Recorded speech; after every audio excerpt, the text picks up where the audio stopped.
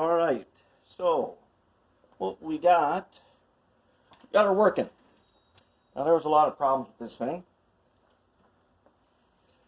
and what we have, this is a light bracket touching in the wrong place. This was mangled, just twisted metal. There's another one down in here if you're familiar. We'll look at it later. Or if you watched my series on the Athearn Blue Box Elco P81, how I restored it to this configuration. Basically, I did just the bare minimum necessary to get this thing to run.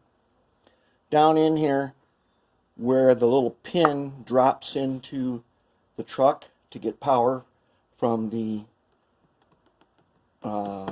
left rail, that was all mangled, front and back.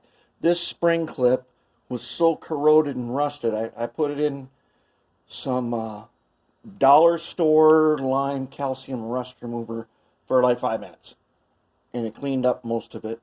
If I was going to keep it, I'd put this in Evaporust overnight, but we're not going to be using this. I just quickly cleaned the wheels, and now check it out. So it's operational.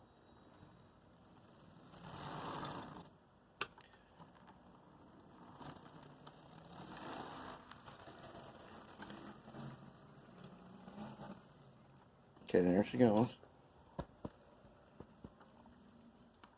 Woo, I can smell that motor.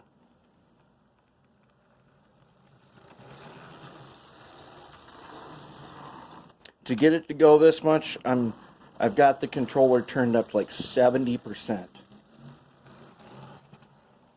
But check this out. Here's a number 6 switch. Here's a number 4 switch. Connected together. And they ain't connected that good. They're a little bit wavy. Let's give it a try. Will it make it?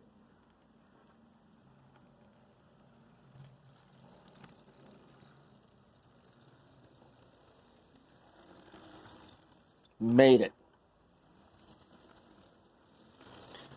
So essentially what we have learned is that this thing is in general fairly sound.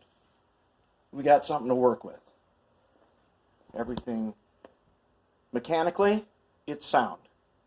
So let's see what we can do.